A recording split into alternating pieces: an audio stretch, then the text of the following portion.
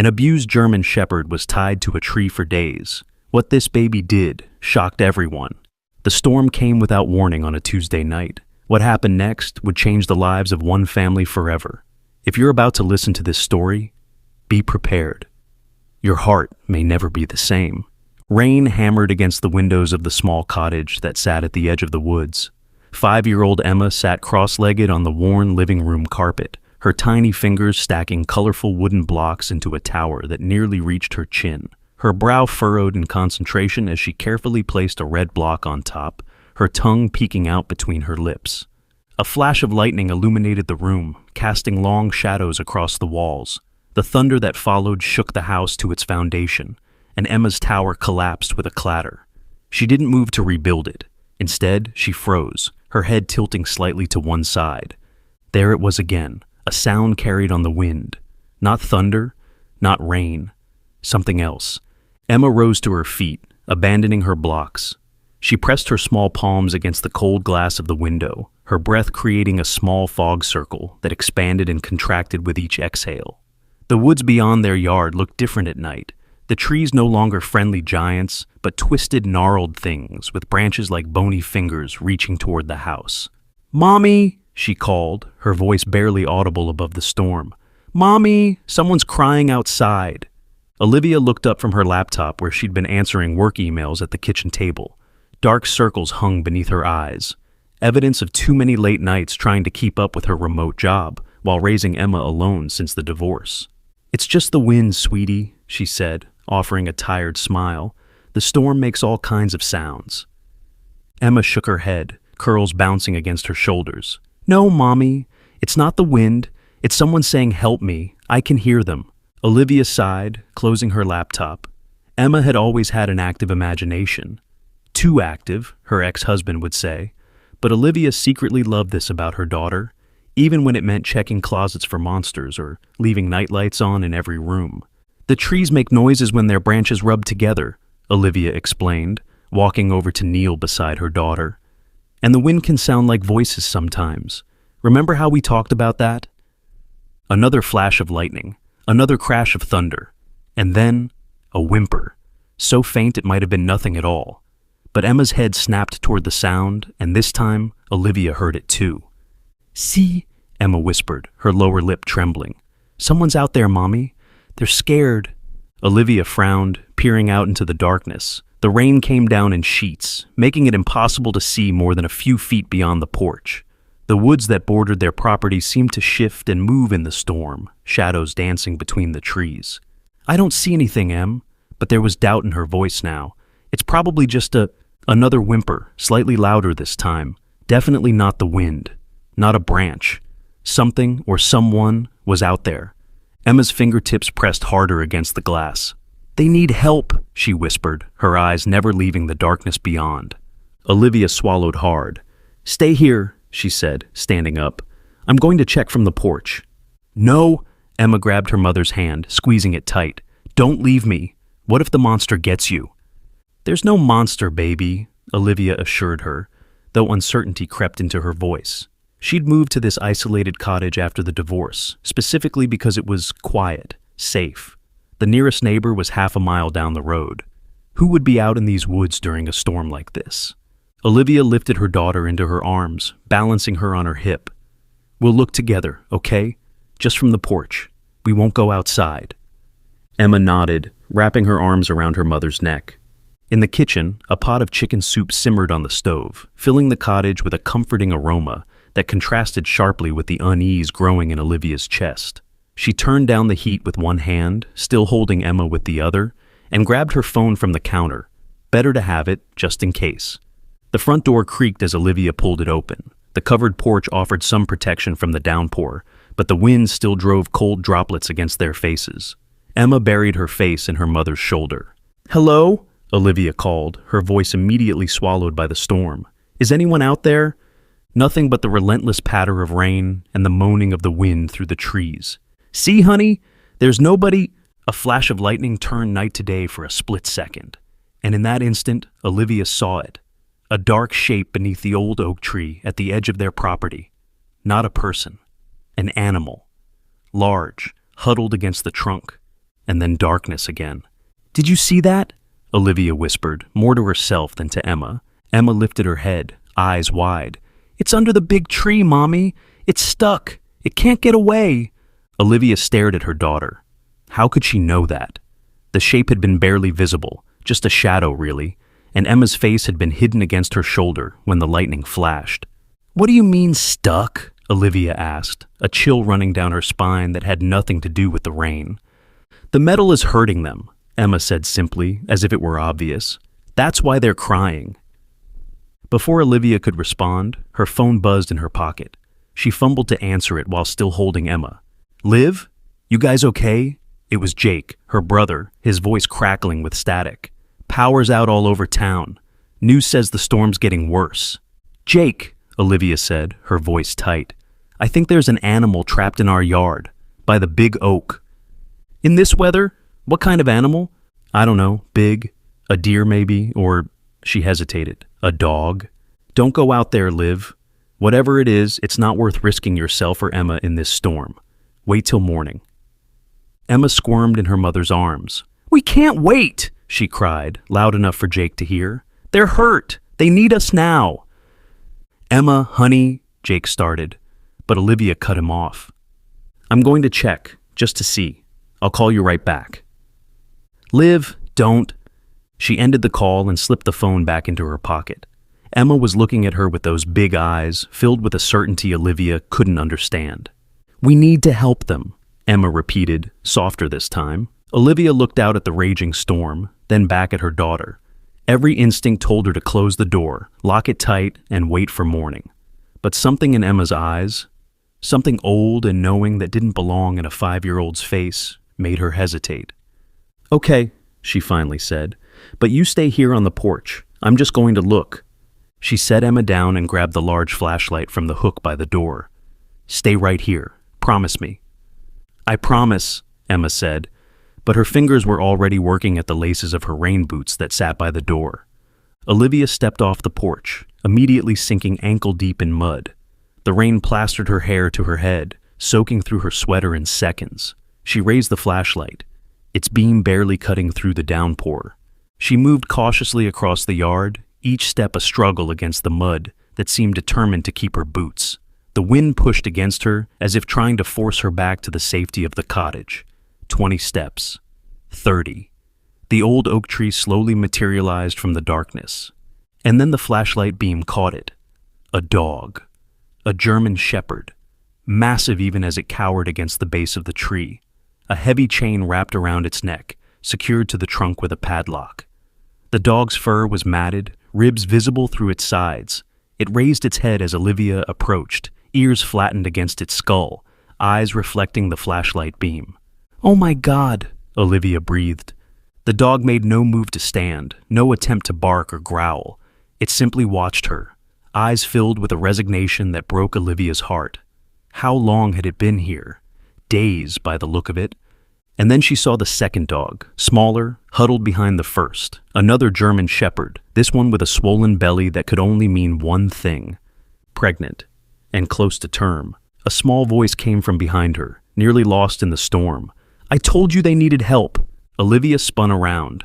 Emma stood there in her raincoat and boots, already soaked to the skin, her favorite stuffed bear clutched under one arm. "Emma, I told you to stay on the porch."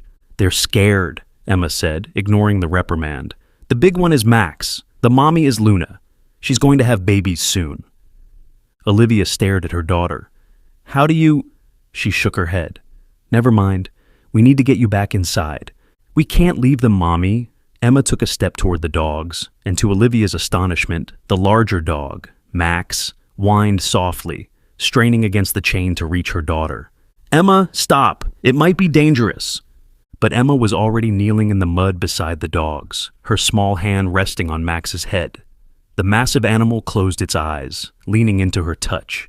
"He won't hurt me," Emma said with absolute certainty. "He just wants to go home, with us." Olivia stood frozen, the rain beating down on her shoulders, watching her 5-year-old daughter calmly stroke the head of a chained, abused dog that should, by all logic, be wild with fear or aggression. "We need to call animal control," Olivia said, trying to keep her voice level. "Or the police. someone who can help them properly. Emma looked up, rain streaming down her face.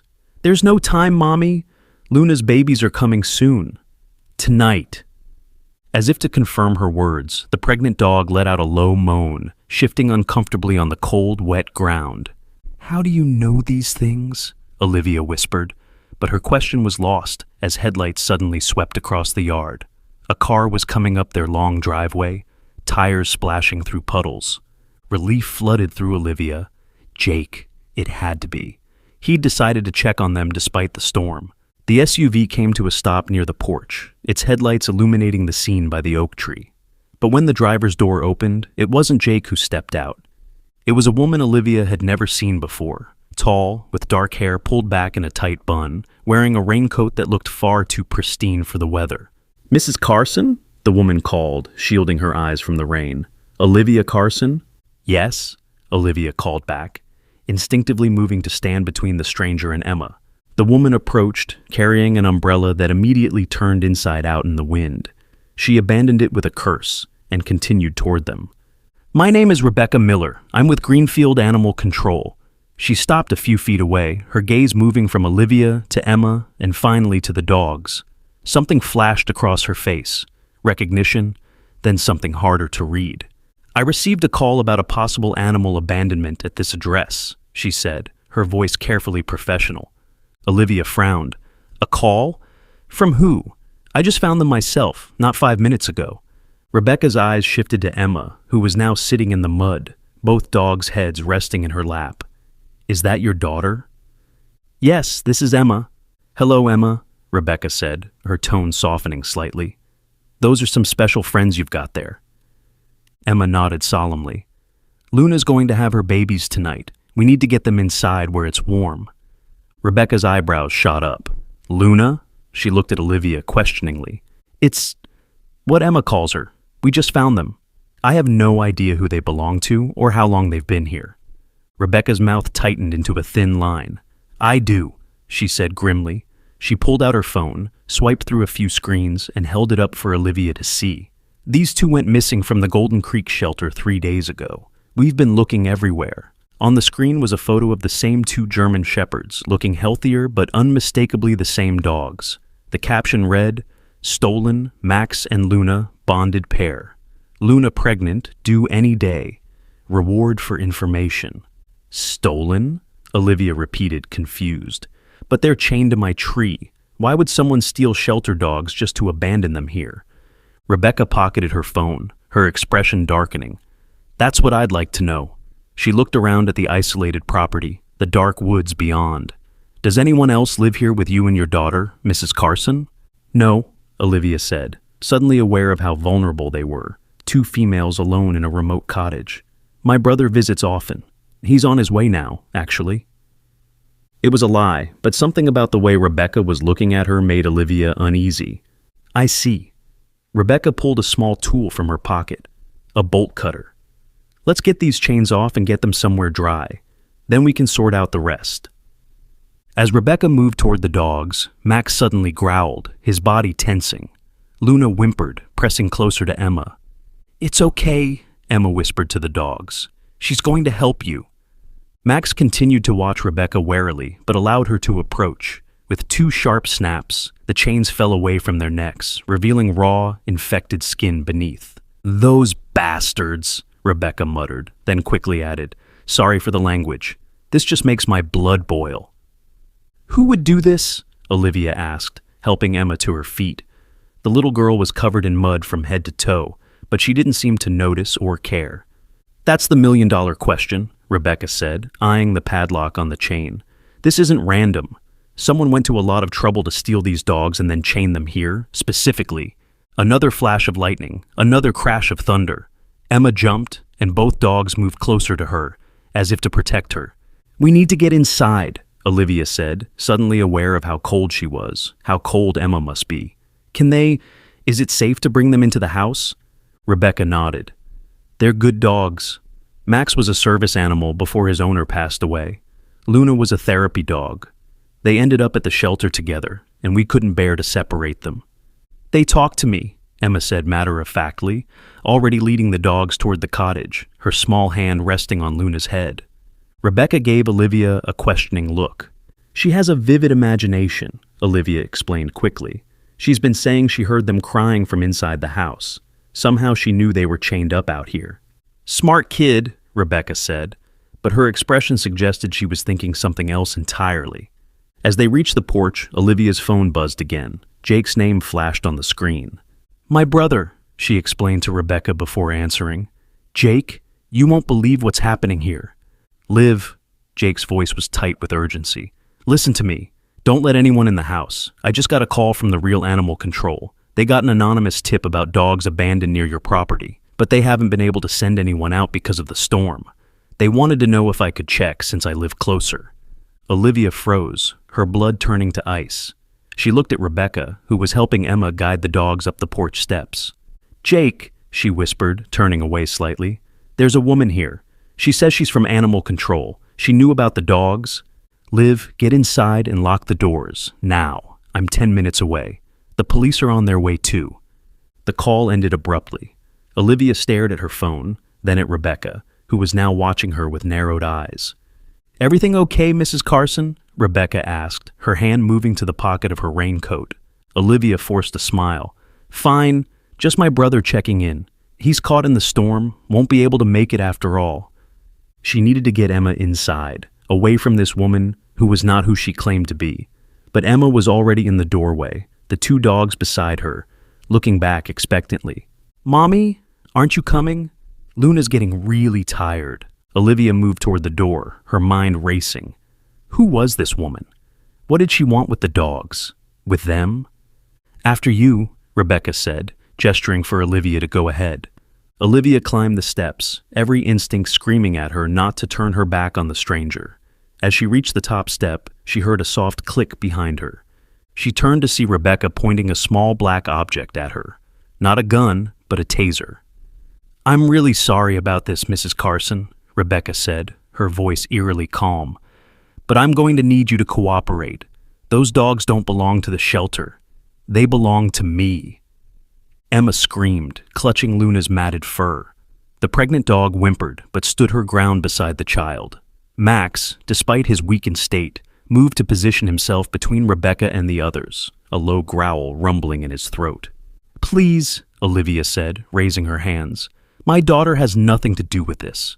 Whatever you want, just—" The distinctive sound of tires on gravel cut through the storm. Headlights swept across the yard once more, illuminating Rebecca's startled face. "That'll be my brother," Olivia said, praying it was true. "And the police." Rebecca hesitated, the taser wavering in her grip. "You're lying." "Am I? Why don't you wait and find out?" For a moment, everything hung in balance. The storm, the dogs, the stranger with the weapon. Then Rebecca cursed, backing away. "This isn't over," she hissed, pocketing the taser. "Those dogs are valuable. More valuable than you know." Before Olivia could respond, Rebecca was sprinting through the rain toward her SUV. The engine roared to life, and the vehicle fishtailed down the driveway, disappearing into the darkness. Olivia grabbed Emma and pulled her inside the cottage, the dogs following close behind. She slammed the door, locked it, then dragged a heavy chair in front of it for good measure. "Mommy," Emma's small voice trembled. "Who was that bad lady?" "I don't know, baby." Olivia pulled Emma into a tight hug, feeling her daughter's heart racing against her own. "But she's gone now." "She'll come back," Emma whispered. "She wants Luna's babies." A chill ran down Olivia's spine. Before she could question her daughter's statement, the sound of another car approaching made her tense. She peered through the curtains, relief flooding through her as she recognized Jake's old pickup truck. "It's Uncle Jake," she told Emma, who was now sitting on the floor between the two dogs. Max had collapsed from exhaustion, his head in Emma's lap, while Luna paced anxiously, her swollen belly heaving with each breath. Olivia unlocked the door to let Jake in. He burst into the cottage, soaking wet and wild-eyed. "Are you okay? Did anyone hurt you?" he demanded, scanning the room until his eyes landed on the dogs. "What the hell?" "We're fine," Olivia assured him, relocking the door. "A woman was here. She claimed to be from Animal Control, but then pulled a taser on me. She drove off when she heard you coming." Jake ran a hand through his dripping hair. Police should be right behind me, but with the storm, it might take them a while. Roads are flooded everywhere. He knelt beside Emma and the dogs. Hey, Munchkin, these your new friends? Emma nodded solemnly. This is Max and Luna. The bad lady wants to take Luna's babies away. They need our help. Jake looked at Olivia questioningly. She shook her head slightly, a signal that they'd talk later. Well, we won't let that happen, Jake promised, gently examining the raw rings around the dogs' necks where the chains had been. These poor things need a vet. I'll call Dr. Mitchell, Olivia said, reaching for her phone. She does house calls for emergencies. Luna suddenly let out a low moan, her legs splaying awkwardly as she tried to lie down. Something's wrong with her, Jake said, moving closer. Emma placed her small hand on Luna's heaving side. Her babies are coming, she announced, her voice unnaturally calm for a 5-year-old. She needs blankets, soft ones, and warm water. Olivia and Jake exchanged looks. How do you know? Jake began, but Olivia cut him off. Just do it, please. While Jake gathered blankets from the linen closet, Olivia filled a basin with warm water and grabbed every clean towel she could find. By the time they returned to the living room, Emma had somehow coaxed Luna into lying on her side, the dog's amber eyes fixed trustingly on the little girl. It hurts, Emma said, stroking Luna's head, but I told her we'll help. Emma, honey, Olivia began, setting down the basin of water. How do you know what Luna is feeling? Emma looked up at her mother, her expression startlingly adult.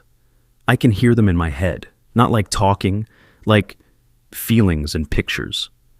Before Olivia could process this, Luna let out a keening whine, her body contracting visibly. It's starting, Emma said. She's scared. For the next hour, Olivia and Jake followed Emma's surprisingly precise instructions. The little girl seemed to know exactly what Luna needed, when to offer water, where to place comforting hands, how to help the laboring dog through each contraction. Max never left Luna's side, occasionally licking her face or letting out soft whines that Emma would answer as if they were having a conversation. The first puppy arrived just as the storm reached its peak, a tiny black bundle that Luna immediately began cleaning with her tongue. A boy, Emma announced. His name is Storm. The second and third puppies followed quickly, both females with German Shepherd markings. Willow and Sky, Emma said, helping Luna clean them. Olivia watched in amazement as her daughter, her kindergartner, who still needed help tying her shoes, confidently guided a dog through labor, naming each puppy as if she'd known them all along. The fourth puppy was smaller than the others, with a white blaze on its chest. Luna seemed to struggle more with this birth, and when the puppy finally emerged, it lay still and silent. He's not breathing, Jake said, his voice tight. Luna whined anxiously, trying to reach the motionless puppy, but it was Max who moved first, gently nudging the tiny body with his nose, then beginning to lick it with focused intensity. He's helping, Emma whispered. Uncle Jake, rub the puppy with a towel, like this. She demonstrated a gentle circular motion. Jake followed her lead, and after what seemed like an eternity, the tiny puppy gave a shuddering gasp and let out a squeaky cry. Hero, Emma said, tears streaming down her face. His name is Hero because he fought to stay with us. Olivia found herself crying too, though she couldn't have explained why. There was something happening here beyond her understanding, something in the way her daughter connected with these animals, in the way both dogs trusted her implicitly despite their obvious mistreatment. The fifth and sixth puppies arrived without complication, another male and female that Emma immediately named Ranger and Star. Outside, the storm was finally beginning to ease, the wind dying down to a whisper. Inside, a different kind of miracle had taken place. A family formed in the most unexpected way. Luna curled around her 6 puppies, exhaustion evident in every line of her body, but a newfound peace in her eyes. Max settled beside her, his massive head resting protectively near the nursing puppies. "They're so beautiful," Emma whispered, her small body finally showing signs of fatigue as she leaned against Jake's shoulder. "You were amazing, kiddo," Jake told her, his voice rough with emotion. "Where did you learn to do all that?" Emma yawned. "Luna showed me, in my head." Jake looked at Olivia, who shrugged helplessly. There was no logical explanation for what they had witnessed tonight. A knock at the door made them all jump. Max was on his feet instantly, positioning himself between the door and his family. "Police," a voice called. "Mrs. Carson, we received a report of an intruder." Olivia moved the chair and opened the door to find two officers standing on her porch, rain dripping from their uniform hats. "Sorry for the delay, ma'am," the older officer said. "Roads are a mess. You folks okay in here?" "We're fine now," Olivia said, stepping back to reveal the scene in her living room. Two exhausted dogs, 6 newborn puppies, a mud-covered child, and Jake sitting cross-legged on the floor surrounded by bloody towels. The officer's eyebrows shot up simultaneously. "It's been an eventful evening," Jake explained dryly. The younger officer crouched down to get a better look at the dogs. "These the ones that were reported abandoned?" Olivia nodded. "Chained to the oak tree out there, but there's more to it. A woman showed up claiming to be from animal control, but when my brother was on his way, she pulled a taser on me and then fled." The officers exchanged glances. "Can you describe this woman?" As Olivia provided details, the older officer took notes while the younger one snapped photos of the dog's neck wounds. "Those chains were secured with a padlock," Olivia added. "This was deliberate, and the woman, Rebecca, she called herself, she said the dogs belonged to her, that they were valuable." "Puppy mill, maybe?" the younger officer suggested to his partner. "Breeding dogs stolen for their bloodline?" "Could be. Mrs. Carson, we'll need formal statements from both you and your brother, and we'll contact actual animal control to come check on these dogs." Emma, who had been quietly listening, suddenly spoke up. "You can't take them away. They chose us." The officers looked at the little girl with kind but patronizing smiles. "Well, sweetheart," the older one began, "there are rules about these things. We need to make sure these dogs are properly cared for, and—" "I just delivered 6 puppies," Emma interrupted, her small voice surprisingly firm. "I know how to take care of them." Luna, as if understanding the conversation, pulled herself to her feet, wobbling slightly. She limped over to Emma and pressed against the child's side, her eyes never leaving the officers. The younger officer cleared his throat. "We'll make a note of the family's attachment in our report." He knelt to Emma's level. "What's your name, young lady?" "Emma Carson. I'm 5 3/4. "Well, Emma Carson, I've never seen a dog trust a human like that after being abused. You must have a special gift." Emma nodded seriously. "I can hear them, not like talking, like feelings and pictures." The officer smiled, clearly not taking her literally. "That's called empathy, and it's a superpower." A flash of headlights through the window signaled another arrival. This time, it was a woman in her 50s carrying a veterinary bag. "That's Dr. Mitchell," Olivia explained to the officers. "I called her about the dogs." Dr. Mitchell bustled in, shaking rain from her coat. "Olivia, Jake, what on earth is—" She stopped short at the sight of the dogs and puppies. "My goodness. Can you check them over?" Olivia asked. "They've been through a lot." While the vet examined the dogs and the officers continued taking statements, Emma curled up beside Luna and the puppies, her eyelids growing heavy. "You should get some rest, Munchkin," Jake told her, brushing a strand of hair from her face. "Can't," Emma murmured. "Have to protect them." "From what, honey?" "Bad people are coming," Emma whispered, her voice slurring with exhaustion. "The lady said it's not over." Jake looked at Olivia, concern etched on his face. Before they could discuss it further, Dr. Mitchell approached with her findings. "Both adults are severely dehydrated and malnourished," she reported. "The neck wounds are infected but treatable. Luna's remarkably healthy considering she just whelped 6 puppies in these conditions. They're fighters, all of them." "Will they be okay?" Olivia asked. "With proper care, yes. But there's something else you should know." Dr. Mitchell pulled a small electronic device from her bag. "I scanned them for microchips. Most strays don't have them, but I always check just in case." She ran the scanner over Max's shoulder. A sharp beep confirmed the presence of a chip. "He's registered," Dr. Mitchell confirmed, checking the readout, "to a Mr. Victor Kent of Westlake Hills." "Westlake Hills?" Jake repeated. "That's the richest neighborhood in the county." Dr. Mitchell nodded. "Luna's chipped too. Same owner." The officers immediately took note of this information.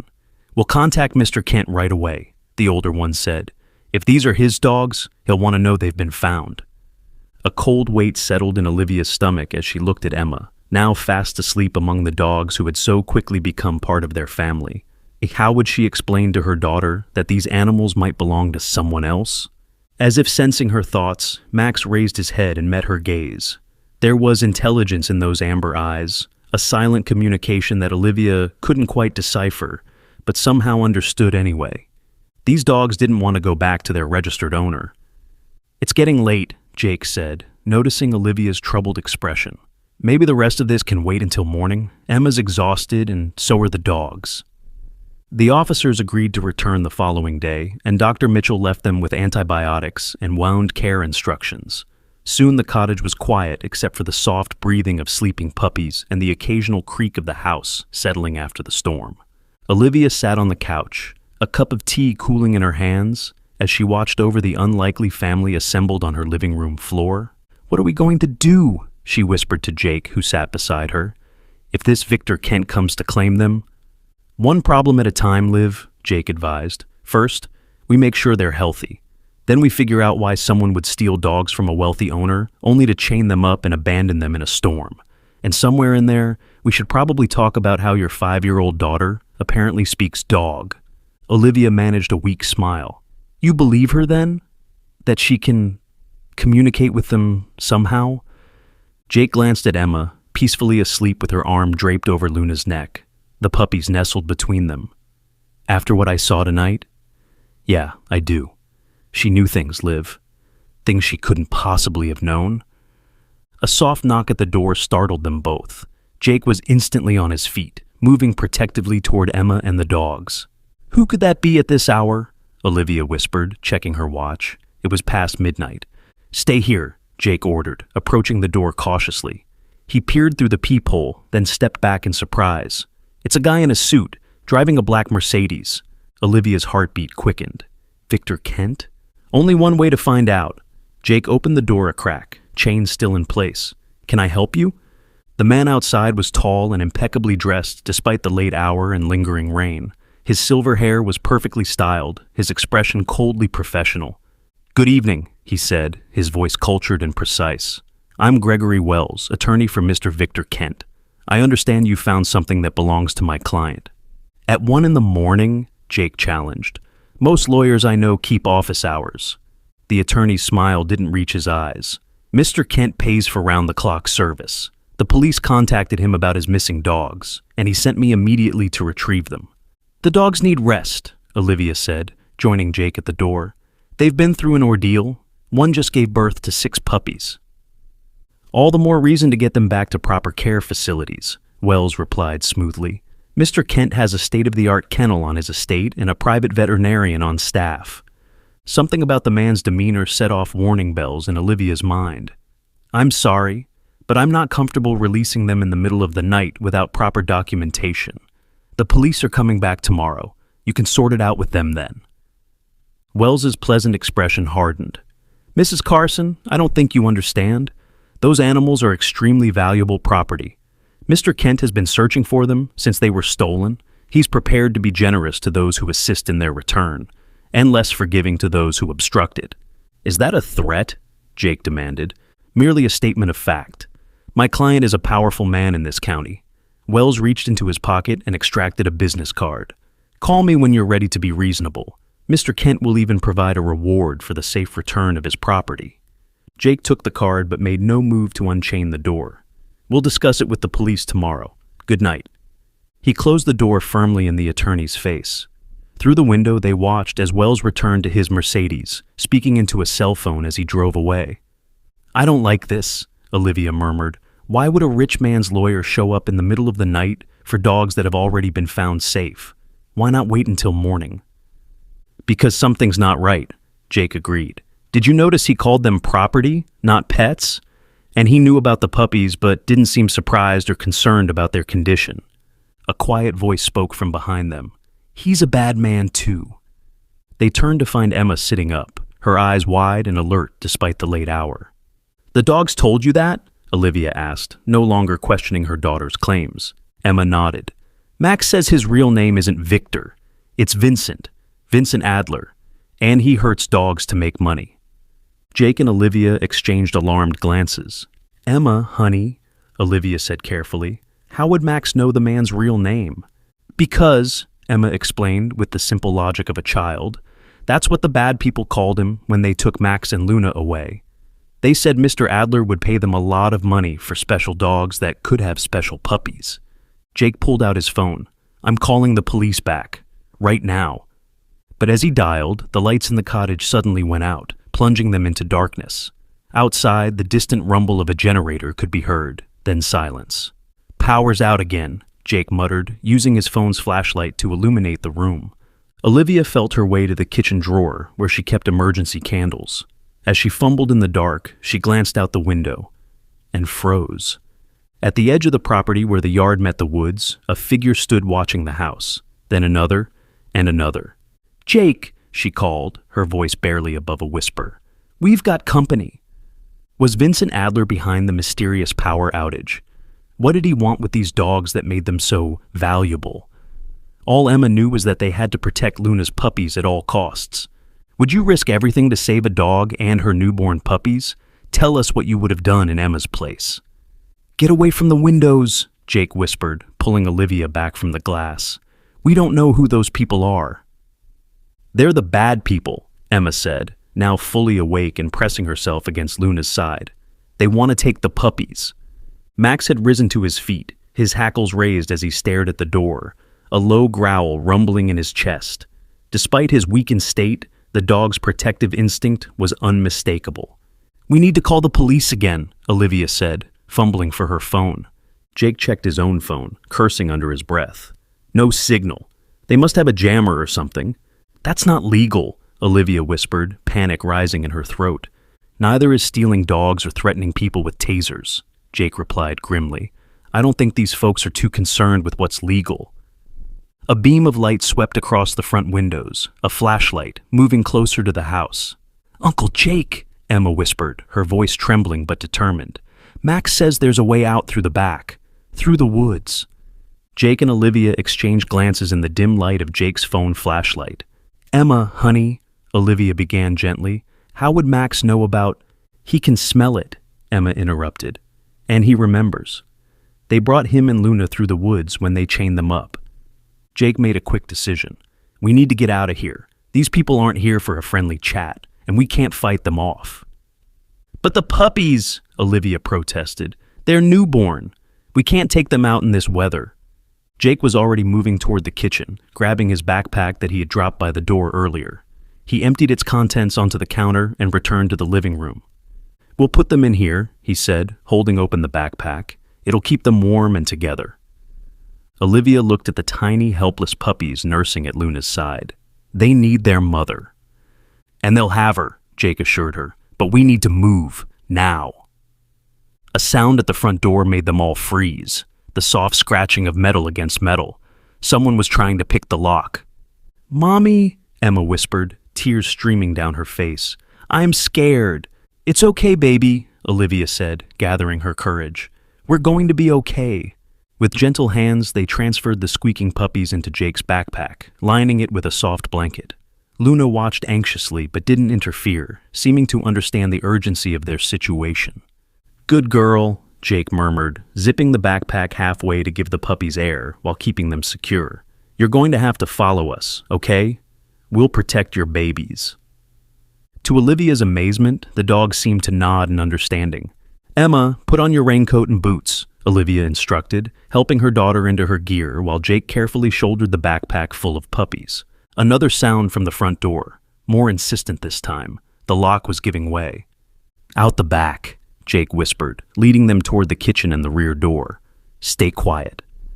They slipped out into the damp night, the rain now reduced to a light drizzle. The woods behind the cottage loomed dark and intimidating, but Max took the lead without hesitation, moving with surprising strength for a dog that had been chained and starving just hours earlier. Luna stayed close to Jake, her eyes never leaving the backpack that contained her puppies. Emma held tightly to Olivia's hand as they followed the dogs into the trees, away from the lights now visible around the front of the cottage.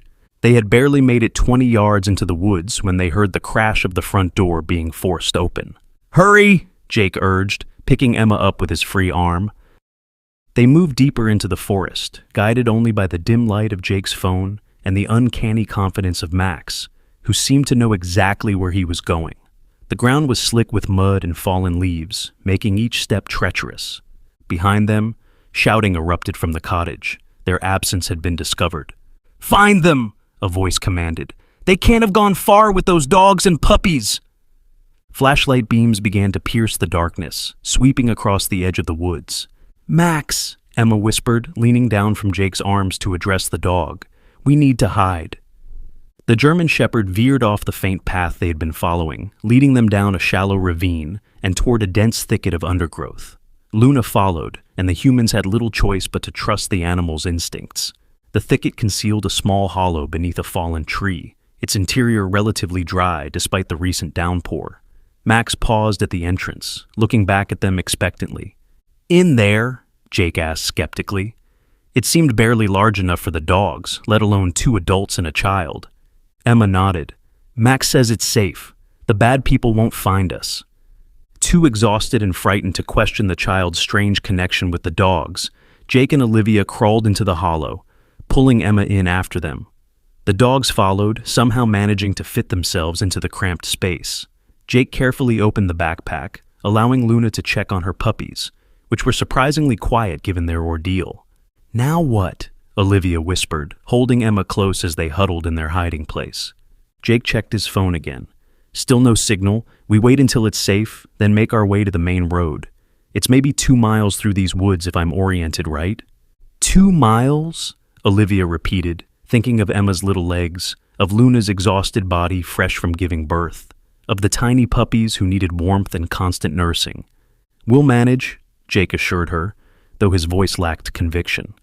Flashlight beams swept the woods around them, accompanied by the sounds of men crashing through the underbrush. They seemed to be spreading out in a search pattern, methodically covering the area around the cottage. "They really want these dogs," Jake murmured. "Why? What makes them so special?" Emma, her small face eerily calm in the darkness, spoke with the certainty of someone much older. "Luna's puppies are different. Special. That's why the bad man wants them." "Different how, sweetheart?" Olivia asked, stroking her daughter's hair. "They can do what I can do," Emma said simply. "They can hear people's feelings, in their heads. Mr. Adler wants to sell them to people who will use them to do bad things." Jake and Olivia exchanged worried glances. Was this just a child's imagination, constructing a narrative to make sense of a frightening situation? Or was there something more to Emma's inexplicable bond with these animals? A flashlight beam passed directly over their hiding place. They held their breath, but the light moved on. Max had chosen well. The hollow was nearly invisible unless you knew exactly where to look. Minutes stretched into an hour as they huddled in silence, listening to the search gradually move farther away. The puppies suckled quietly at Luna's side, while Max kept watch at the entrance to their shelter, his ears pricked for any sound of danger. "I think they're gone," Jake finally whispered, peering out into the darkness. "We should move while we have the chance." But as he spoke, the sound of a vehicle's engine rumbled somewhere nearby, far closer than the road should be. "There must be a fire road or logging trail through these woods," Jake realized. "They're trying to cut us off." Olivia felt despair washing over her. How could they outrun vehicles? How could they evade professional trackers who clearly knew these woods? And all for dogs they'd only just met. She looked down at Emma, expecting to see fear on her daughter's face. Instead, she found determination. "Max knows another way," Emma whispered, her hand resting on the big dog's head. "Through the water." "Water?" Jake repeated. "There's a creek," Emma explained. "If we walk in it, they can't follow our smell. Max says it leads to a place where we can be safe." Again, that inexplicable knowledge. But what choice did they have? "Lead the way," Jake told Max, adjusting the backpack of puppies. They crawled from their hiding place and followed Max deeper into the woods, moving as quietly as possible over the wet ground. After about 15 minutes of careful progress, they heard the soft gurgle of flowing water. The creek was shallow but wide, its current gentle after the storm. Max stepped into it without hesitation, water reaching halfway up his legs. Luna followed, though she kept glancing back at the backpack containing her puppies. "Smart dogs," Jake murmured. "Water will mask our scent trail." They waded into the cold creek, gasping as the water soaked their shoes and pant legs. Emma whimpered at the chill but didn't complain as Olivia carried her, trying to keep her as dry as possible. For what seemed like hours, they followed the creek, sometimes walking in the water, sometimes along its muddy banks when the current grew too strong. The night grew colder, and exhaustion weighed heavily on all of them. Even Max began to show signs of fatigue, his pace slowing, his head hanging lower. Just when Olivia thought they couldn't go any further, the creek widened into a small pond, and beyond it, barely visible in the darkness, stood a structure of some kind. "What is that?" she whispered to Jake. "Looks like an old hunting cabin," he replied, squinting into the darkness. "Probably abandoned." Max didn't hesitate, leading them straight toward the cabin. Luna followed, her trust in the other dog absolute. The cabin was indeed abandoned, its windows dark and one corner of the roof partially collapsed. But it was shelter, a place to rest and regroup. Jake tested the old wooden door, which swung open with a creak of rusted hinges. He swept his phone light around the interior, revealing a single room with a dilapidated cot, a small pot-bellied stove, and a rough wooden table. Dust and cobwebs covered everything, but it was dry and, most importantly, hidden. "We can rest here," Jake said, setting down the backpack and gently removing the puppies. They were all still alive, squirming and squeaking, as Luna immediately began to clean and nurse them. Max did a circuit of the small cabin, sniffing at every corner before finally settling near the door, his position clearly one of guard duty. "Good boy," Olivia told him, sinking onto the floor beside Emma, who was already curling up next to Luna and her puppies. Jake found some old blankets in a trunk, shaking off the dust before wrapping them around Olivia and Emma. "Try to get some sleep," he suggested. "I'll keep watch with Max." But exhaustion soon claimed him too, and the strange family, humans and dogs alike, slept fitfully as the night deepened around the isolated cabin. Emma woke first, the early morning light filtering through the dirty windows. For a moment, she didn't remember where she was or why. Then she felt Luna's warm body beside her, heard the tiny sounds of the puppies, and it all came rushing back. "Mommy," she whispered, shaking Olivia gently. "Mommy, wake up." Olivia opened her eyes, immediately alert. "What is it? Are you okay?" "Max says someone's coming," Emma said, her voice surprisingly calm. "But it's not the bad people. It's a friend." As if to confirm her words, Max wasn't growling or showing any signs of alarm, though he was standing attentively by the door, ears pricked forward. Jake was instantly awake, moving to the cabin's single window. "I don't see anyone," he said, peering through the grimy glass. A moment later, there was a soft knock at the door. Not the aggressive pounding of a threat, but the gentle tap of someone who didn't want to frighten the cabin's occupants. "Hello?" a woman's voice called softly. "Is anyone in there? I'm not going to hurt you." Jake positioned himself protectively in front of Olivia and Emma. "Who are you?" "My name is Sarah Winters. I'm a veterinarian. I've been tracking those dogs since they were stolen from the shelter 3 days ago." Olivia and Jake exchanged puzzled glances.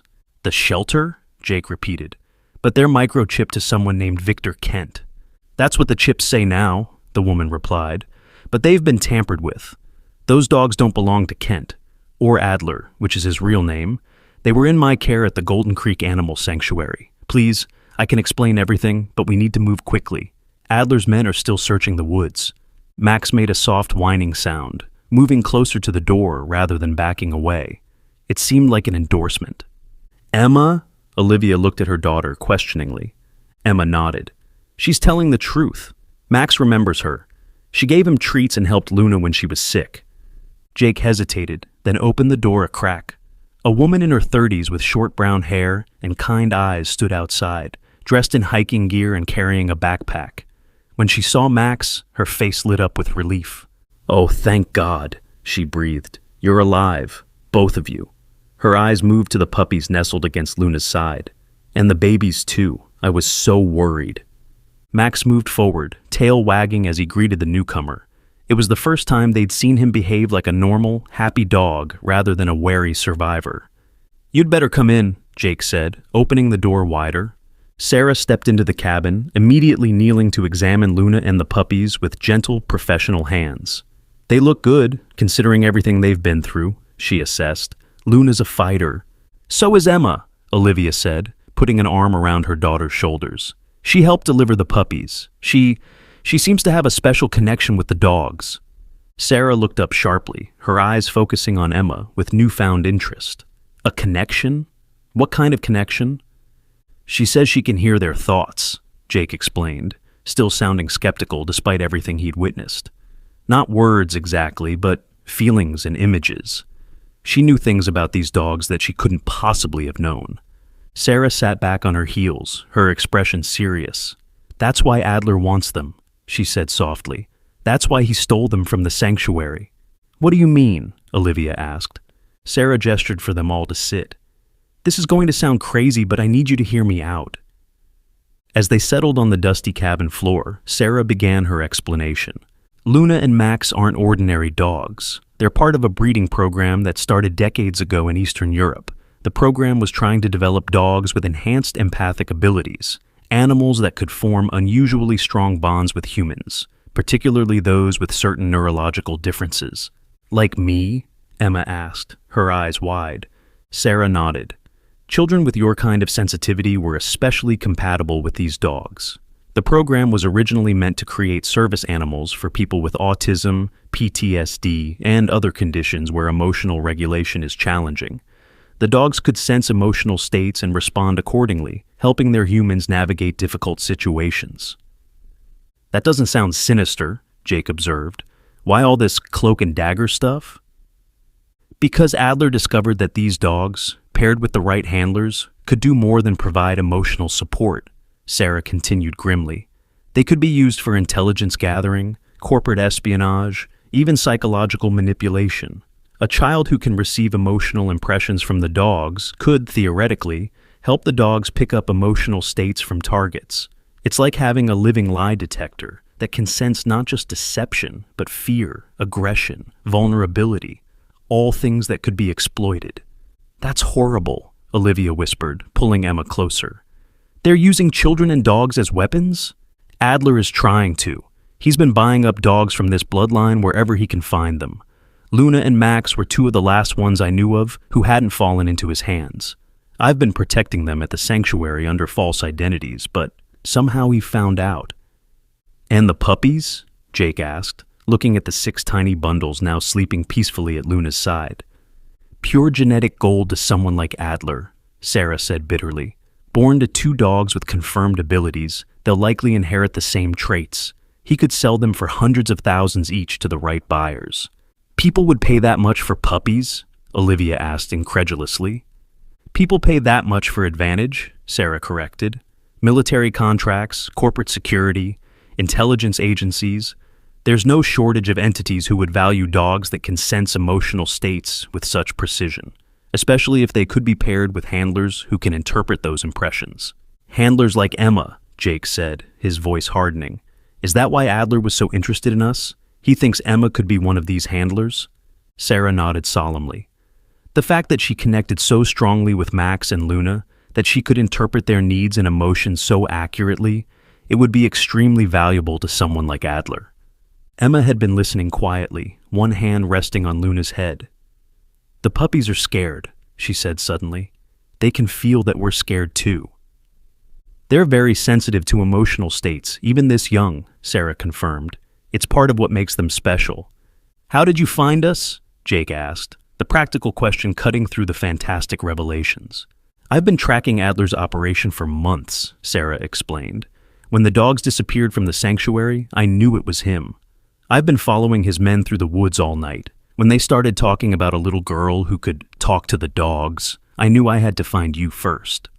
"So what now?" Olivia asked, looking around at their strange group. 2 exhausted adults, a 5-year-old child, 2 weakened dogs, and 6 vulnerable puppies, all hiding in a dilapidated cabin in the woods. "Now we get you all to safety," Sarah said, opening her backpack to reveal energy bars, water bottles, and a satellite phone. "I have a colleague waiting with a van about a mile from here.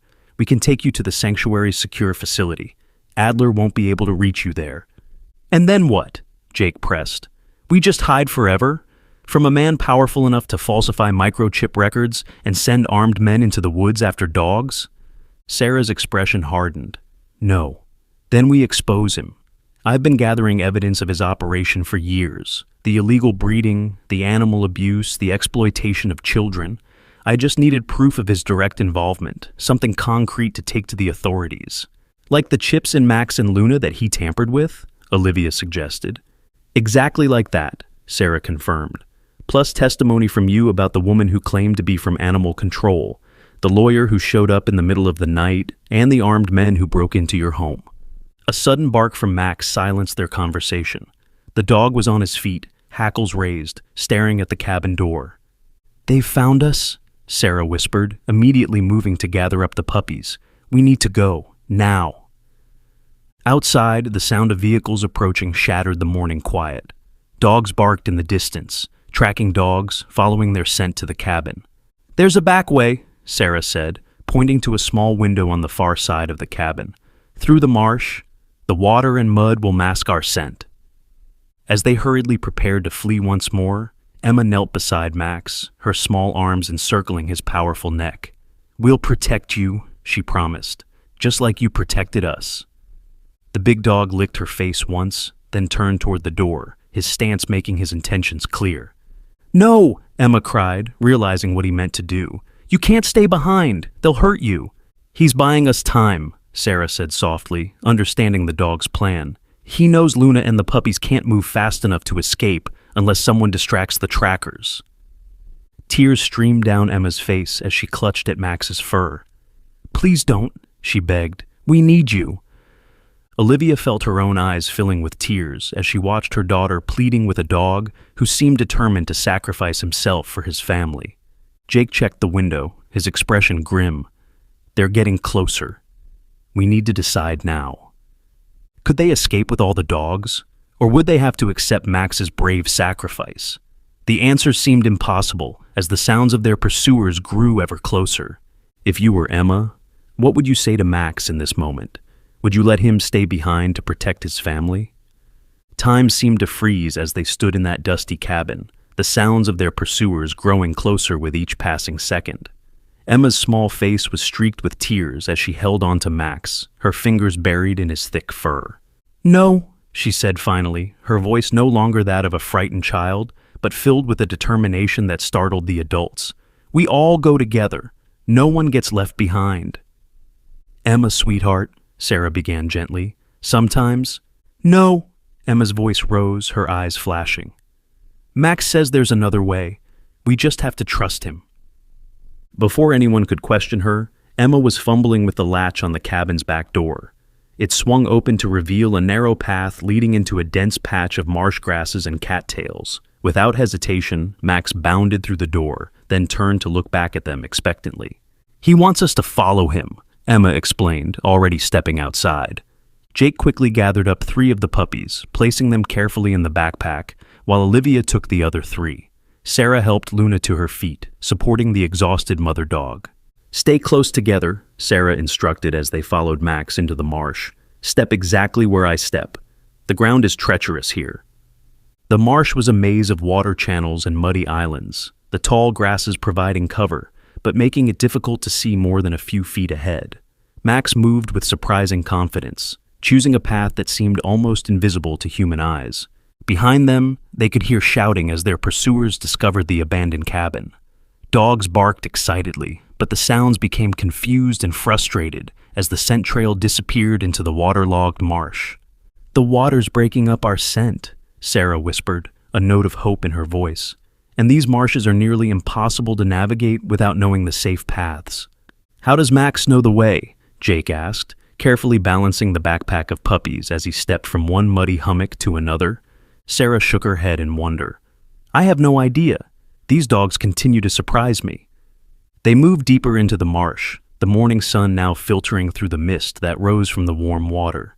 The sounds of pursuit grew fainter, then disappeared entirely.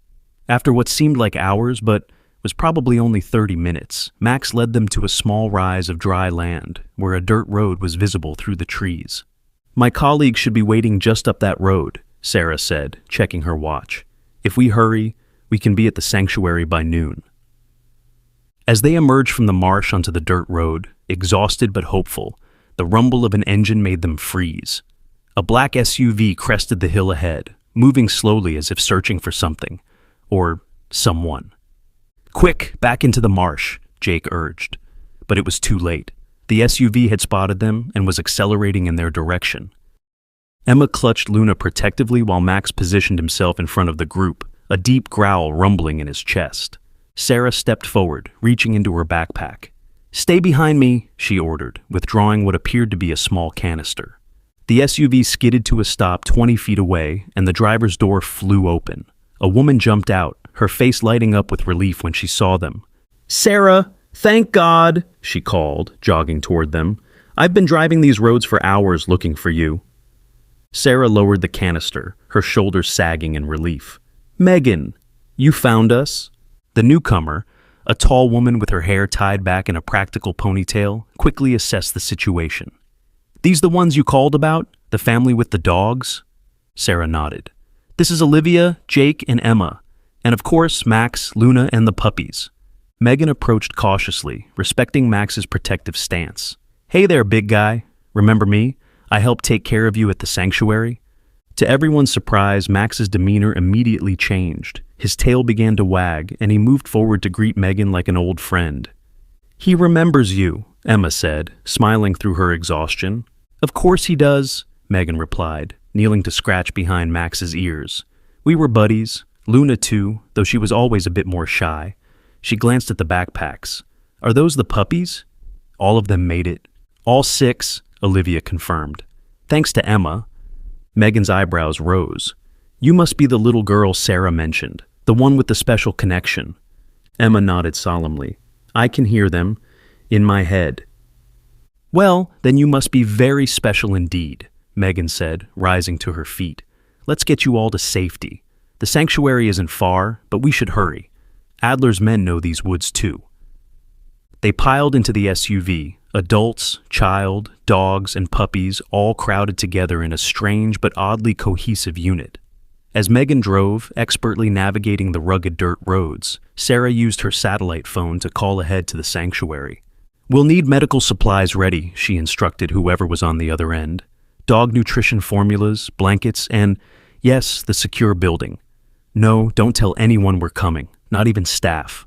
Just Daniel and yourself." She ended the call, turning to explain. "We can't be too careful. Adler has informants everywhere." "What exactly is this sanctuary?" Olivia asked, cradling Emma, who had finally succumbed to exhaustion and fallen asleep against her side. "Golden Creek started as a regular animal shelter," Sarah explained. "But over the years, it's evolved. We specialize in rehabilitating animals with special needs or unusual backgrounds. Some from research facilities, some from fighting rings, some from situations like Max and Luna's." "And you knew about their abilities?" Jake asked. Sarah nodded. "I used to work for a research group studying canine cognition. When I discovered what some of my colleagues were really doing, using these empathically gifted dogs for questionable purposes, I left and started rescuing the dogs. Max and Luna were among the first I saved." "From Adler?" Olivia asked. "Not directly. From a facility he funded through shell companies. When they were stolen from the sanctuary 3 days ago, I knew he'd finally tracked them down." "But why abandon them in the storm?" Jake wondered. "Why chain them to a tree on our property specifically?" Sarah's expression darkened. "That's what I can't figure out. It makes no sense to steal valuable dogs only to mistreat them that way." "Mr. Adler didn't do that part," Emma mumbled, half asleep but somehow following the conversation. "The bad lady did. She was mad at him." The adults exchanged glances. "Rebecca?" Olivia asked, recalling the woman with the taser. "She worked for Adler but was mad at him?" Emma nodded drowsily. "She took the dogs to hurt him, but then she got scared and left them at our house because—" Her voice trailed off as sleep claimed her again. "Because what?" Jake pressed. But Emma was lost to dreams. "We'll figure it out," Sarah assured them. "For now, let's focus on getting to safety." The sanctuary came into view as they rounded a bend, a sprawling property surrounded by high fences, with several buildings visible among carefully maintained grounds. Signs at the entrance prohibited unauthorized visitors, and cameras monitored the perimeter. Megan drove past the main entrance to a service road that led to a smaller, more modest building set apart from the others. As they approached, a man emerged from the door, his posture alert and watchful. "That's Daniel," Sarah explained, "former military. Now our head of security. If anyone can keep Adler's men away, it's him. Daniel helped them from the vehicle, his experienced eyes taking in their bedraggled state. "Rough night?" he asked, his voice gentle despite his imposing appearance. "You have no idea," Jake replied wearily. They were ushered inside to what appeared to be a comfortable apartment. Kitchen, living area, 2 bedrooms, and a bathroom. It was simple, but clean, and, most importantly, secure. "The windows are reinforced," Daniel explained as he locked the door behind them, "and the whole building has its own security system and backup generator. You'll be safe here while we figure out our next steps."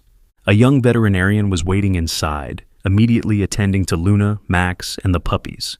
She examined each one carefully while Sarah explained their ordeal. "Amazing," the vet murmured, listening to Luna's heart. "After everything they've been through, they're in remarkably good condition. That speaks to their resilience and to the care they received." She smiled at Emma, who was now awake and hovering anxiously near the examination.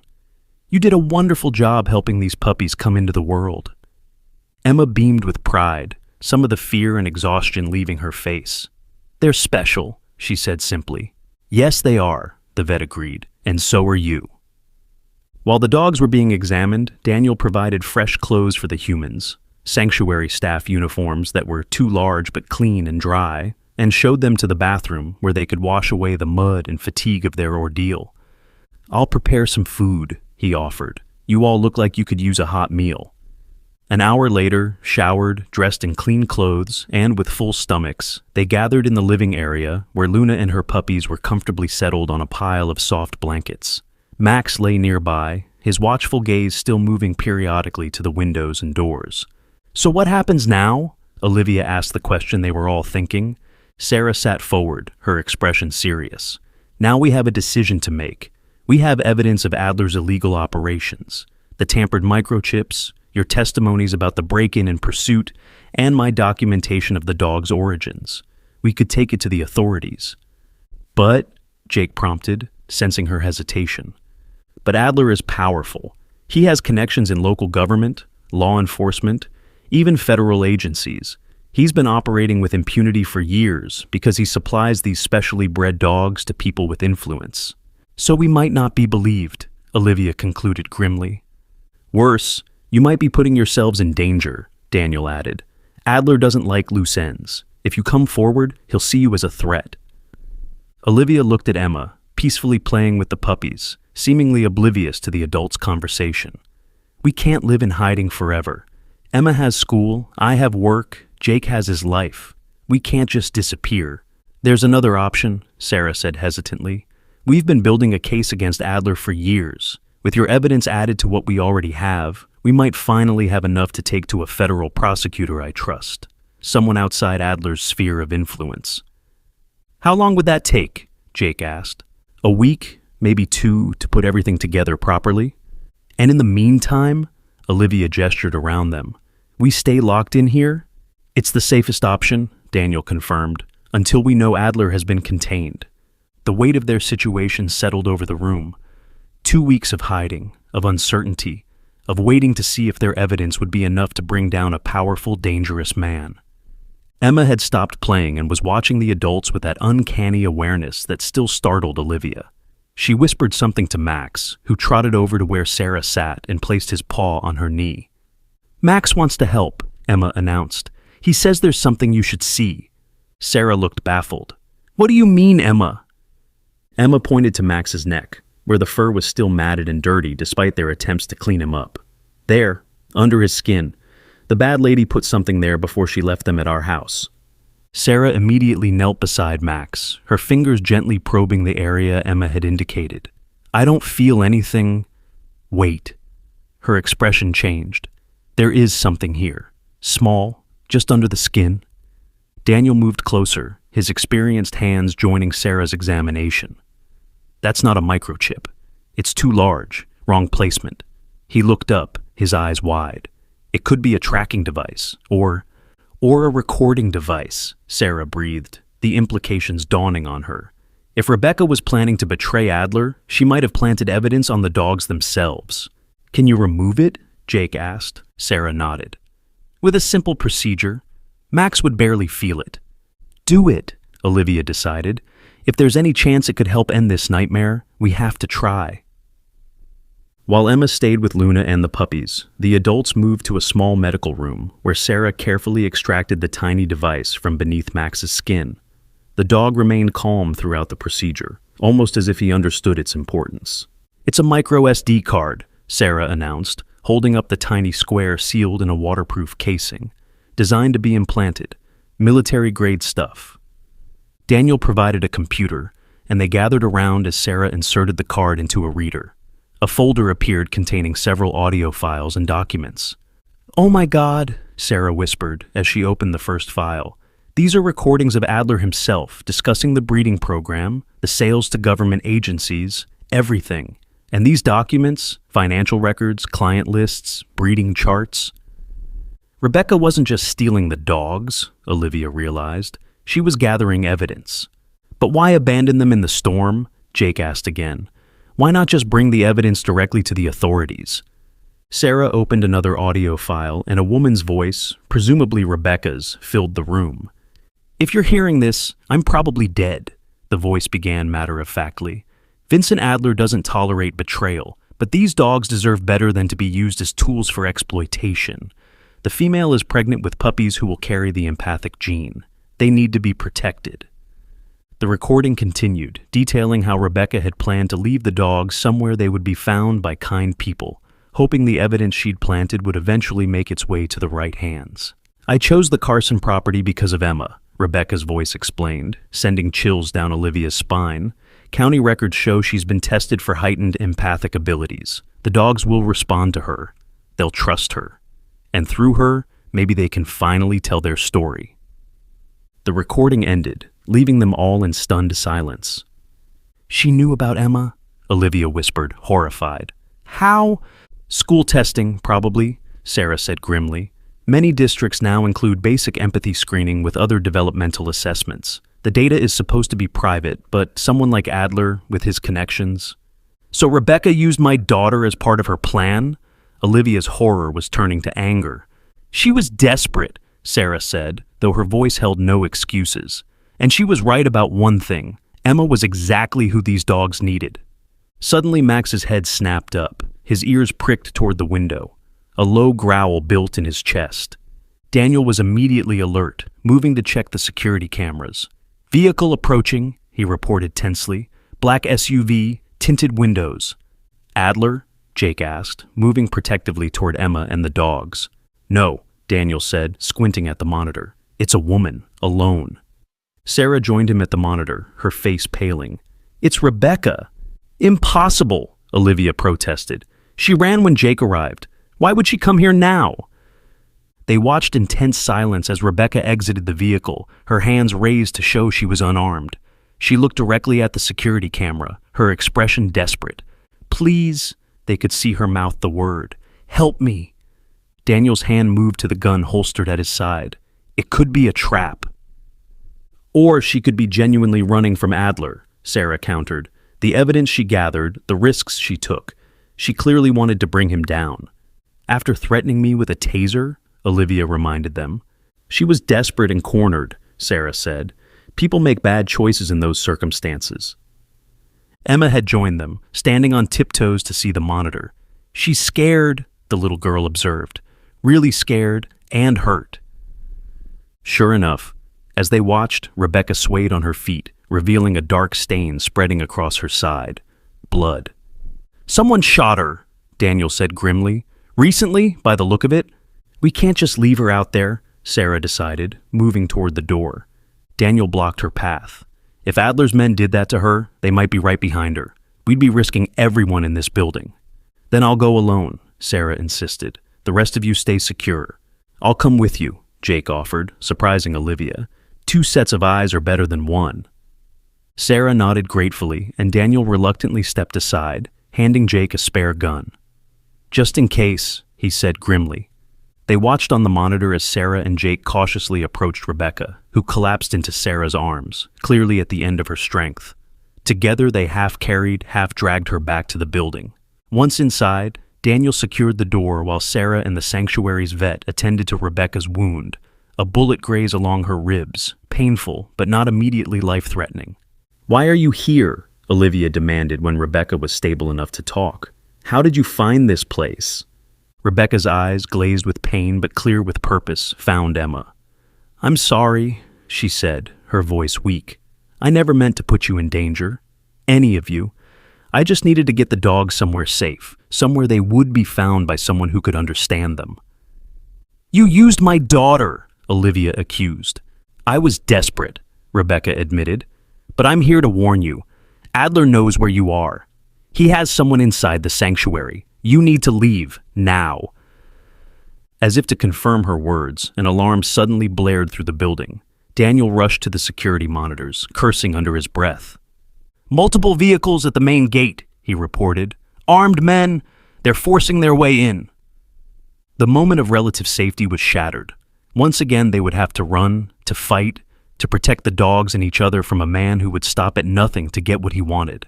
But this time, they had something they didn't have before: evidence, proof of Adler's crimes, if they could just get it to the right people. "There's a back exit," Daniel was saying, already gathering essential supplies. "A tunnel that leads to the woods beyond the property. If we move now, we might have a head start." As they rushed to prepare, Emma knelt beside Max and Luna, her small hands gentle on their heads. "Don't worry," she whispered. "I won't let the bad man take you. Not ever." The dogs gazed back at her with complete trust, a trust that would be tested in the hours to come. Do you think Rebecca can be trusted, or is she leading them into another trap? What would you do if you were Olivia? Trust her or leave her behind? "We don't have time to debate this," Daniel said, checking the ammunition in his gun. "Those men will breach the main gate in minutes." "I'm coming with you," Rebecca insisted, struggling to her feet despite her injury. "I know how Adler thinks. I know his tactics." Olivia hesitated, torn between suspicion and the undeniable fact that they needed all the help they could get. Emma made the decision for her. "She's telling the truth, Mommy," the little girl said quietly, her hand resting on Max's head. "She's sorry for what she did. She wants to help." In the chaos of the moment, there was no time to question Emma's uncanny insights. They gathered what they could: the precious SD card, some food and water, basic medical supplies, and a few blankets for the puppies. Jake once again carried 3 puppies in his backpack. Olivia took the other 3, and Emma helped Luna, who was still weak from giving birth. "This way," Daniel directed, leading them to what appeared to be a storage closet at the back of the building. He pushed aside some shelving to reveal a heavy metal door with a keypad. This tunnel was built as an emergency exit. It comes out about half a mile away, in the woods beyond the property line. The alarm continued to blare as Daniel punched in a code. The door swung open to reveal a narrow concrete passageway, dimly lit by emergency lights. "Go," he urged, ushering them inside. "I'll hold them off as long as I can." "You're not coming?" Sarah asked, alarmed. Daniel shook his head grimly. "Someone needs to stay behind. Make them think you're still here. It'll buy you time." He handed Sarah a set of keys. "My truck is parked where the tunnel ends. Take it and go straight to Agent Mendez. Her number is programmed in my phone." He gave her his cell phone. "She's the only one in the FBI I trust completely." Sarah embraced him briefly. "Be careful." Daniel's expression softened for a moment. "You too. Now go." They filed into the tunnel, Max leading the way with Emma and Luna close behind. The door closed behind them with a heavy thud, sealing them in the eerily quiet passageway. "Stay together," Sarah whispered, taking the lead with her flashlight. "The tunnel's straight, but there are some rough spots." They moved as quickly as they could, the only sounds their footsteps and the occasional whimper from one of the puppies. Rebecca trailed at the rear, one hand pressed to her injured side. "How long have you been working against Adler?" Jake asked her, breaking the tense silence. Rebecca's breathing was labored, but she answered. "About a year. I was hired as his personal assistant. I didn't know what he was really doing at first. When I found out..." She paused, wincing in pain. "By then I was in too deep. He trusted me with everything, his schedule, his contacts, his secret breeding facilities. I started gathering evidence, planning to go to the authorities." "What changed?" Olivia asked over her shoulder, still not fully trusting the woman who had threatened her with a taser.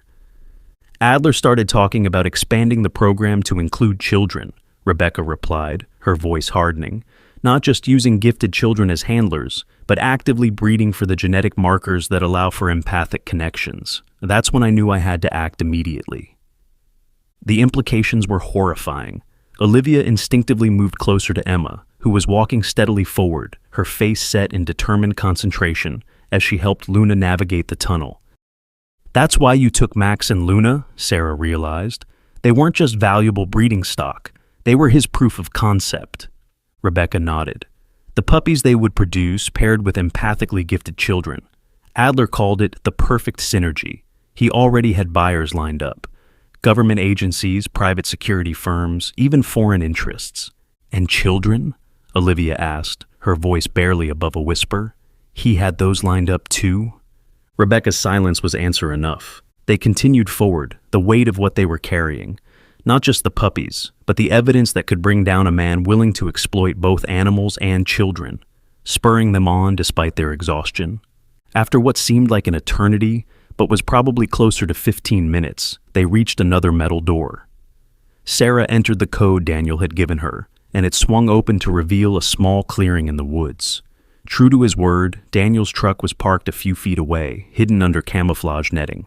"Quick," Sarah urged, helping Jake remove the netting. "We need to put as much distance between us and the sanctuary as possible before Adler's men realize we're gone." As they loaded into the truck, an old but well-maintained pickup with an extended cab, the sound of distant gunfire reached them. Daniel making his stand.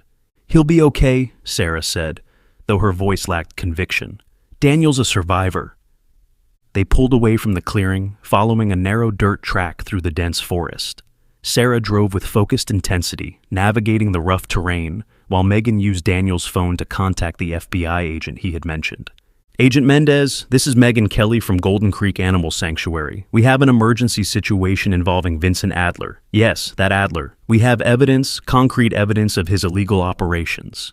No, we can't come to your office. We're being pursued. Yes, we'll meet you there in approximately 2 hours." She ended the call, turning to the others. "She's sending a team to meet us at a safe house about 90 miles from here.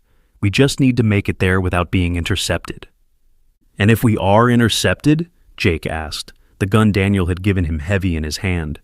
Megan's expression was grim. "Let's focus on not letting that happen." The truck bounced along the forest road, every jolt causing Rebecca to wince in pain. Emma sat between Olivia and Jake in the back seat, the puppies nestled in blankets at their feet. Luna lay across their laps, too weak to sit up for long, while Max rode in the truck bed, alert for any signs of pursuit. "How did Adler find us?" Olivia asked, the question that had been nagging at her since the alarm sounded. "He has someone inside the sanctuary," Rebecca reminded them. "I don't know who, but they must have alerted him when you arrived."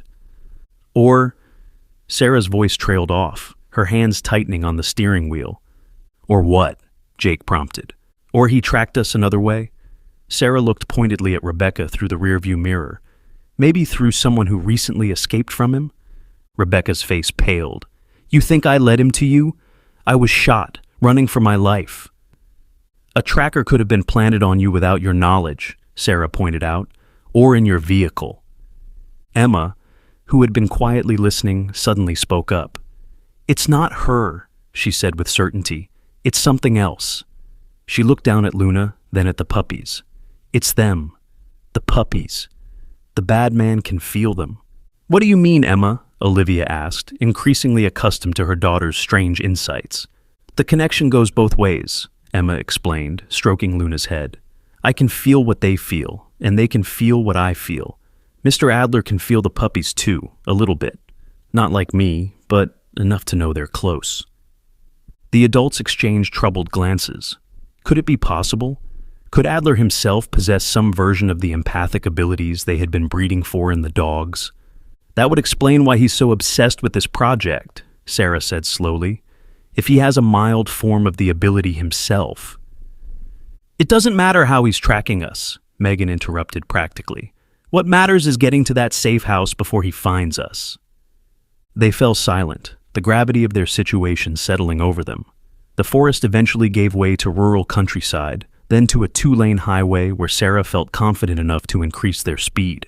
Max had moved to the small rear window of the truck cab, his nose pressed against the glass, constantly checking on Emma and Luna. Just as they were beginning to believe they might make it to the safe house without incident, a black SUV appeared in the side mirror, closing fast.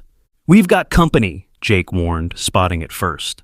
Sarah accelerated, but the truck was no match for the powerful SUV that was now within 50 yards and gaining. "Everyone down!" she ordered as the SUV pulled alongside them.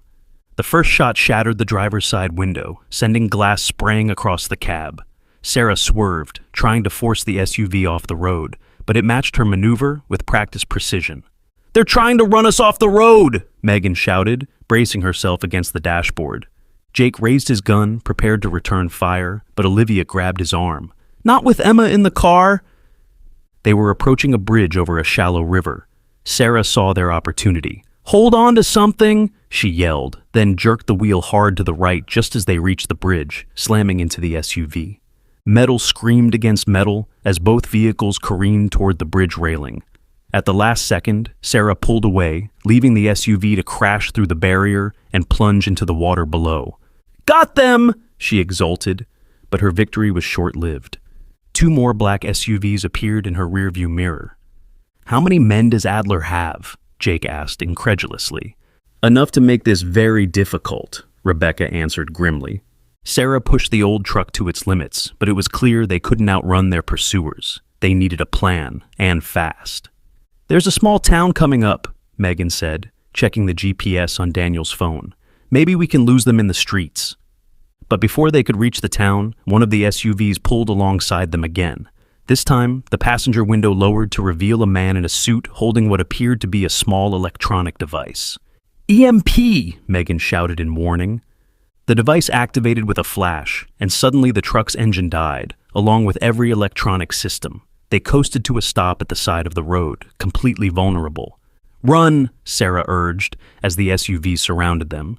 "Take the evidence and run. I'll hold them off." But it was too late. Men in tactical gear emerged from the vehicles, weapons drawn. They formed a perimeter around the disabled truck, leaving no avenue of escape. "Out of the vehicle," one of them commanded. "Hands where we can see them." Olivia held Emma close, her mind racing for a solution. Any solution that would keep her daughter safe. Jake positioned himself protectively in front of them, though his single gun was no match for the firepower surrounding them. As they reluctantly exited the vehicle, a sleek black limousine pulled up. The rear door opened, and a distinguished-looking man in his 60s stepped out. His silver hair was immaculately styled, his suit clearly custom-made. He surveyed the scene with cold blue eyes that revealed no emotion. "Vincent Adler," Rebecca said, her voice tight with hatred. Adler's gaze swept over them, lingering on Rebecca's wounded side. "Rebecca, I'm disappointed. After everything I've done for you." "You mean after everything I've done for you?" she spat. "While you exploited animals and planned to do the same to children." Adler's expression remained impassive. A visionary is often misunderstood by those of lesser vision. His eyes moved to the dogs. "Ah, there they are. My valuable assets." Max growled, positioning himself between Adler and Luna. The man merely smiled. "Still the protector, I see. Admirable, but futile." His attention shifted to Emma, who stood defiantly beside her mother. "And this must be the Carson child, the one with the gift." He took a step toward her, only to have Jake and Olivia block his path. "Stay away from her," Olivia warned, maternal protectiveness overriding her fear. Adler raised an eyebrow. "Mrs. Carson, I have no intention of harming your daughter. Quite the contrary. I want to offer her an opportunity, a chance to be part of something revolutionary." "By exploiting her?" Jake challenged. "By nurturing her natural talents," Adler corrected smoothly. "What you call exploitation, I call progress. These dogs," he gestured to Max and Luna, "are just the beginning. Imagine humans and animals working together on a level of understanding never before achieved. The possibilities are endless. And profitable," Sarah added bitterly. Adler shrugged. "Commerce is the engine of innovation. Always has been." He turned his attention back to Olivia. "Your daughter has a rare gift. I can help her develop it, understand it. She'll have the best education, the best opportunities. She'll be a lab rat," Rebecca countered, "just like these dogs." Adler's pleasant demeanor slipped for just a moment. revealing the cold calculation beneath. "I'm offering you a choice, Mrs. Carson. Cooperation or, well, the alternative is less pleasant for everyone involved." The threat hung in the air, made all the more menacing by the armed men surrounding them. Olivia felt despair threatening to overwhelm her. How could they fight against this? A man with seemingly unlimited resources, willing to do anything to get what he wanted. "No deal." Emma's small voice broke the tense silence. She stepped forward, somehow slipping past the protective barrier of adults. "You're a bad man. You hurt dogs. You want to hurt kids too." Adler looked momentarily startled by the child's directness, then smiled condescendingly. "You're too young to understand, Emma. What I'm doing will help a lot of people." Emma shook her head, her innocence somehow more powerful than any adult's argument. "You're lying. I can feel it. Just like Max and Luna can." She placed her small hand on Max's head. "They know what you really want." Adler's smile faded, replaced by something darker. "Enough of this. Take the dogs and puppies. Secure the others." His men moved to comply, but before they could reach the dogs, Max let out a bark so powerful it momentarily froze everyone in place. It wasn't just a sound. It seemed to carry emotion with it, a wave of protective fury that even the armed men could feel. In that moment of confusion, Emma acted. She raised her hands toward the sky, her face contorted in concentration. "Help us!" she called out, her voice carrying far beyond what should have been possible for a 5-year-old. At first, nothing happened. Adler's smile returned, cruel and triumphant. "Touching, but—" He never finished his sentence. From the surrounding woods came an answering chorus of barks, howls, and growls. Dozens of dogs emerged from the trees, German shepherds, all of them bearing a striking resemblance to Max and Luna. "Impossible!" Adler breathed, his composure finally cracking. "The missing dogs," Sarah realized.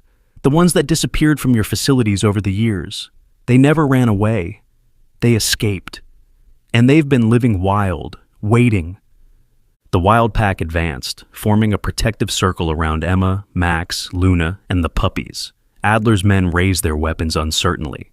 "Sir?" one of them questioned, clearly unnerved by the unexpected development. Adler's face contorted with rage. "Shoot them! Shoot them all!" But before any of his men could fire, police sirens wailed in the distance, growing louder by the second. Red and blue lights flashed on the horizon.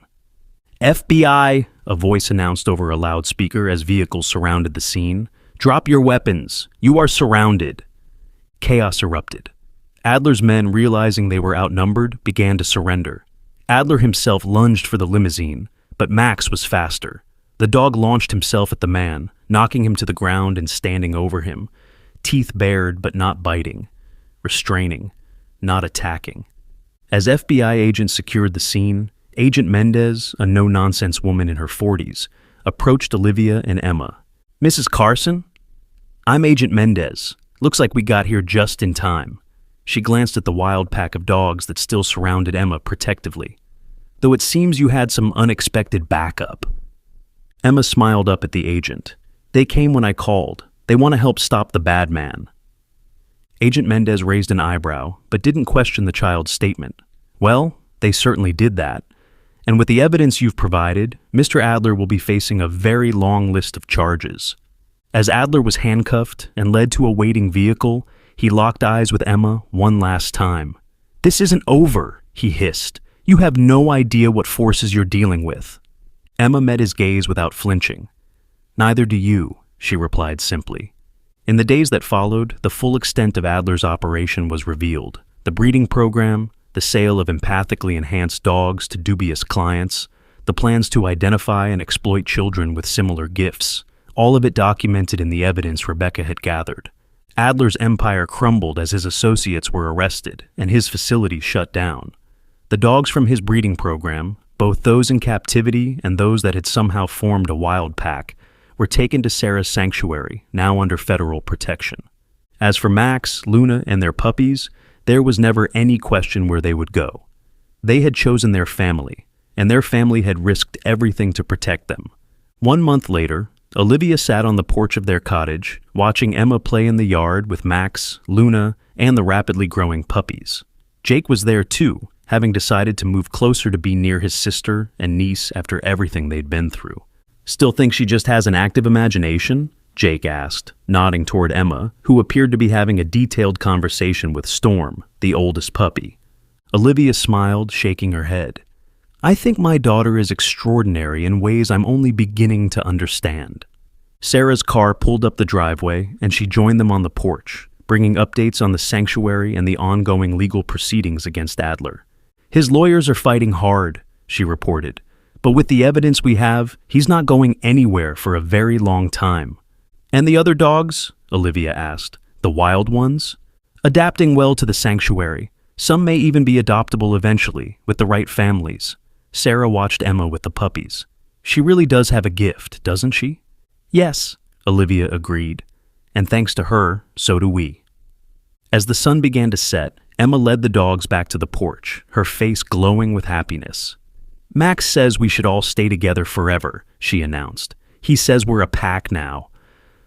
Olivia pulled her daughter into a hug, looking over her head at the dogs who had changed their lives in ways they could never have imagined. I think Max is very wise. He says he knows, Emma replied with a giggle, and that we should say thank you to everyone who helped save them. Beyond the yard, at the edge of the woods, a lone figure appeared briefly, a German shepherd, wild and free, checking on its extended family before disappearing back into the trees. A reminder that sometimes the most extraordinary connections come from the most unexpected places, and that a child's ability to listen with her heart had saved not only a dog and her puppies, but had revealed a truth that adults had overlooked, that sometimes the greatest gift is simply being able to hear what others cannot. What an incredible journey. Have you ever felt a special connection with an animal? Share your story in the comments. And if this touched your heart, please like, share, and subscribe for more heartwarming stories of amazing animals and the humans who love them.